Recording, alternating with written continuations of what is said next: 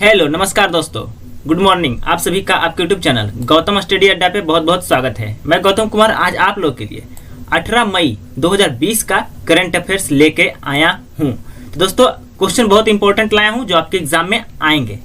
चलिए दोस्तों आज की क्लास को स्टार्ट करते हैं। अगर आप लोग को इस वीडियो से रिलेटेड पीडीएफ चाहिए तो नीचे डिस्क्रिप्शन बॉक्स में पीडीएफ का लिंक दिया गया है, वहां जाकर पीडीएफ को डाउनलोड कर सकते हैं। और अगर आप लोग मेरे चैनल पे नए हैं, अभी तक सब्सक्राइब नहीं किए हैं तो प्लीज सब्सक्राइब जरूर कर लीजिएगा। और सब्सक्राइब करने के बाद बेल आइकन आएगा, बेल आइकन को ऑल पे प्रेस जरूर कीजिएगा। चलिए देर न करते हुए आज क्लास को स्टार्ट करते हैं। क्वेश्चन नंबर 1, कोरोना वैक्सीन को लेकर ब्रिटेन की किस यूनिवर्सिटी ने बंदरों पर ट्रायल के दौरान सकारात्मक नतीजे प्राप्त किए हैं? तो आपका आंसर होगा ऑप्शन ए, ऑक्सफोर्ड यूनिवर्सिटी। दोस्तों ऑक्सफोर्ड यूनिवर्सिटी ब्रिटेन की यूनिवर्सिटी है जिसने बंदरों पर ट्रायल के दौरान सकारात्मक नतीजे प्राप्त किए हैं। Oxford university. कोरोना वैक्सीन को लेकर ब्रिटेन की ऑक्सफोर्ड यूनिवर्सिटी ने बंदरों पर ट्रायल के दौरान सकारात्मक नतीजे प्राप्त किए हैं।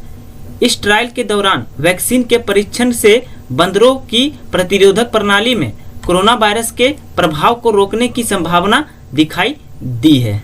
चलिए दोस्तों ब्रिटेन का बात आया तो ब्रिटेन के बारे में जान लेते हैं। ब्रिटेन जिसका राजधानी है लंदन, ब्रिटेन के प्रधानमंत्री हैं बोरिस जॉनसन और मुद्रा है पाउंड स्टर्लिंग। चलिए अगला क्वेश्चन देख लेते हैं। क्वेश्चन नंबर 2, हाल ही में किस देश की राजकुमारी मारिया गिल्टजाइन का निधन हो गया है?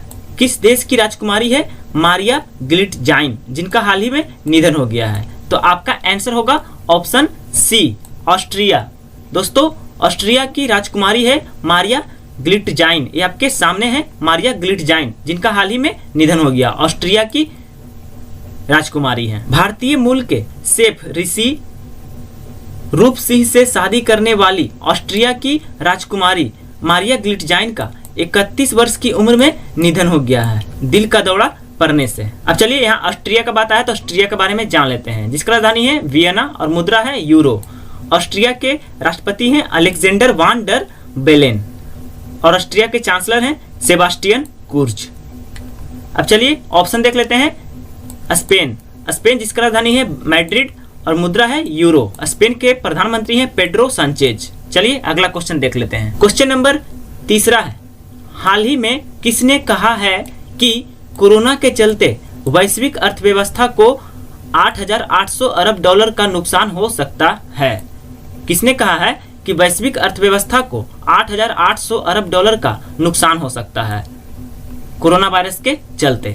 तो आपका आंसर होगा ऑप्शन बी, एशियाई विकास bank ADB, Asian development bank ने कहा है कि कोरोना वायरस के चलते वैश्विक अर्थव्यवस्था को 8,800 अरब डॉलर का नुकसान हो सकता है। एशियन डेवलपमेंट बैंक के द्वारा कहा गया है।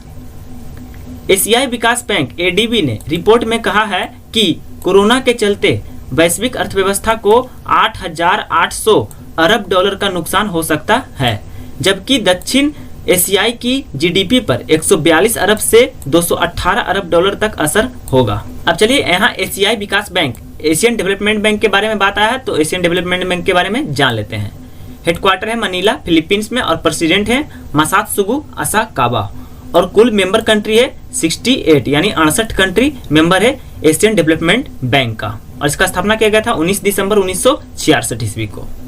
अब चलिए वर्ल्ड बैंक का बात आया है तो वर्ल्ड बैंक के बारे में जान लेते हैं जिसका हेडक्वार्टर है वाशिंगटन DC US में। कल भी मैंने आपको बताया था और चेयरमैन है डेविड मालपास और इसका स्थापना किया गया था जुलाई 1944 को और मेंबर कंट्री है 189। चलिए नेक्स्ट क्वेश्चन देख लेते हैं। क्वेश्चन नंबर 4, केंद्रीय वित्त मंत्री निर्मला सीतारमन ने हर्बल पौधों के उत्पादन को बढ़ावा देने के लिए कितने करोड़ रुपए देने की घोषणा की है? हर्बल पौधों के उत्पादन को बढ़ावा देने के लिए केंद्रीय वित्त मंत्री निर्मला सीतारमन ने कितने करोड़ रुपए देने की घोषणा की है?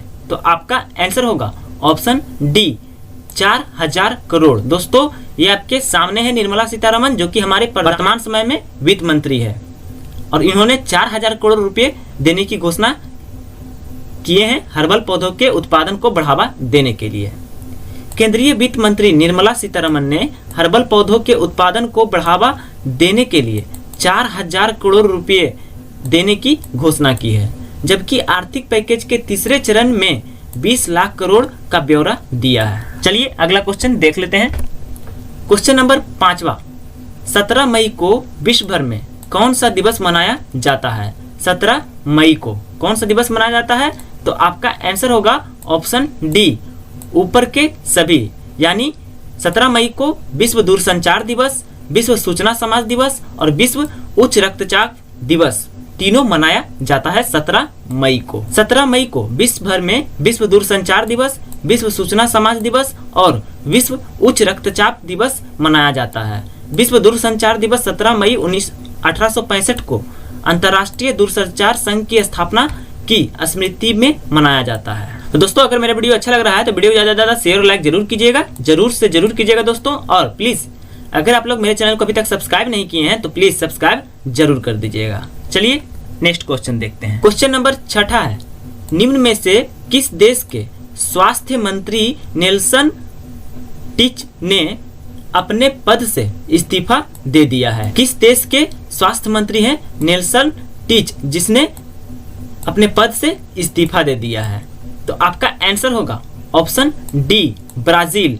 दोस्तों ब्राजील के स्वास्थ्य मंत्री आपके सामने है नेल्सन टिच, जिन्होंने हाल ही में इस्तीफा दे दिया है अपने पद से। अब चलिए महत्वपूर्ण पॉइंट को देख लेते हैं। ब्राजील के स्वास्थ्य मंत्री नेल्सन टिच ने अपने पद से इस्तीफा दे दिया है।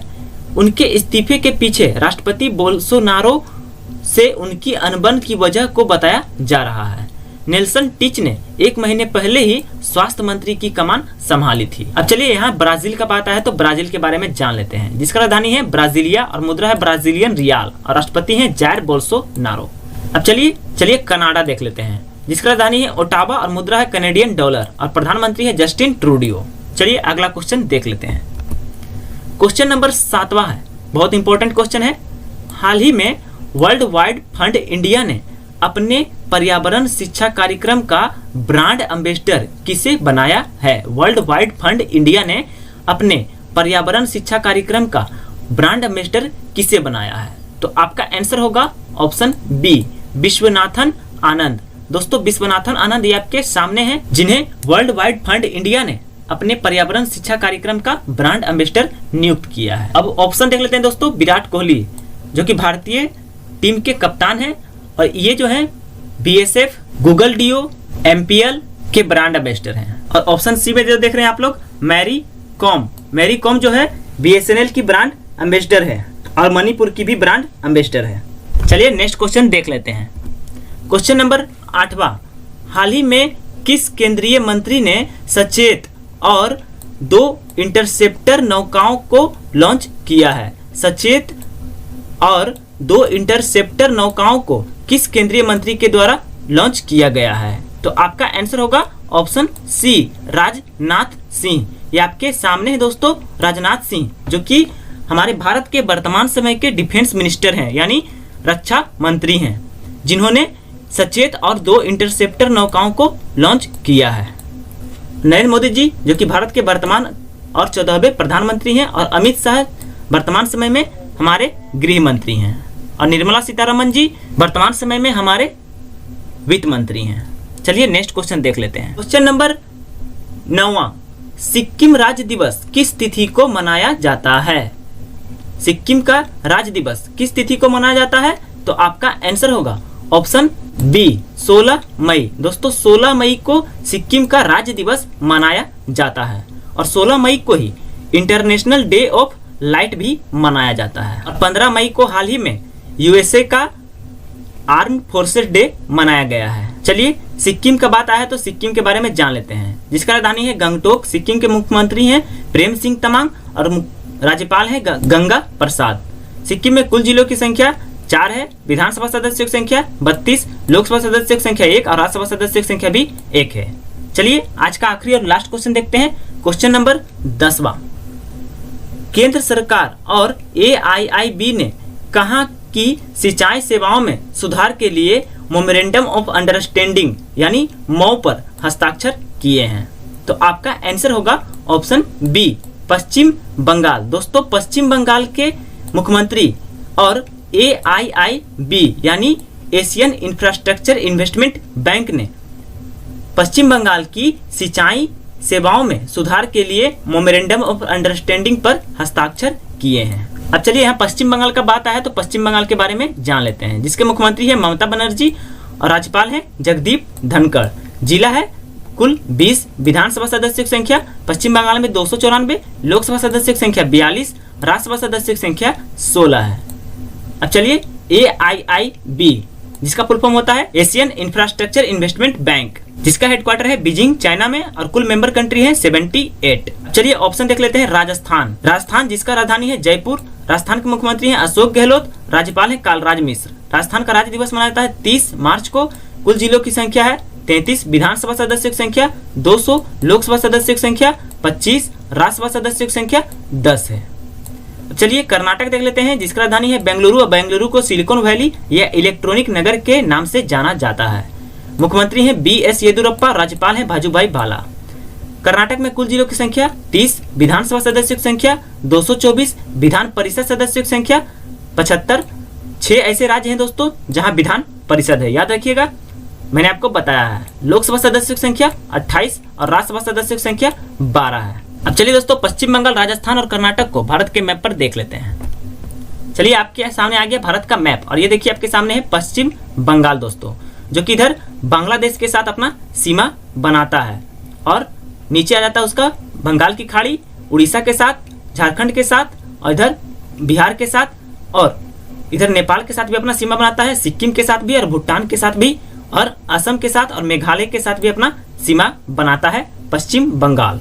तो दोस्तों पश्चिम बंगाल जो है 3 देशों के साथ सीमा बनाता है, बांग्लादेश के साथ, भूटान के साथ और नेपाल के साथ। अब चलिए देख लेते हैं राजस्थान। ये आपके सामने है राजस्थान, जो कि इधर पाकिस्तान के साथ अपना सीमा बनाता है बहुत लंबा, और इधर गुजरात के साथ अपना सीमा बनाता है, मध्य प्रदेश के साथ अपना सीमा बनाता है और उत्तर प्रदेश के साथ, दिल्ली के साथ, हरियाणा के साथ और पंजाब के साथ भी अपना सीमा बनाता है राजस्थान। अब चलिए देख लेते हैं कर्नाटक। ये आपके सामने है कर्नाटक, जो कि महाराष्ट्र के साथ अपना सीमा बनाता है, गोवा के साथ अपना सीमा बनाता है, उसके नीचे है लक्षद्वीप और केरल के साथ अपना सीमा बनाता है, तमिलनाडु के साथ अपना सीमा बनाता है, आंध्र प्रदेश के साथ और तेलंगाना के साथ अपना सीमा बनाता है कर्नाटक। तो दोस्तों मेरा ये वीडियो कैसा लगा कमेंट जरूर कीजिएगा। अगर वीडियो अच्छा लगा तो वीडियो को ज्यादा से ज्यादा शेयर और लाइक जरूर कीजिएगा। और प्लीज अभी तक आप लोग मेरे चैनल को अभी तक सब्सक्राइब नहीं किए हैं तो प्लीज सब्सक्राइब भी जरूर कर लीजिएगा। अगर जो नए हैं वो भी सब्सक्राइब जरूर कर लीजिएगा।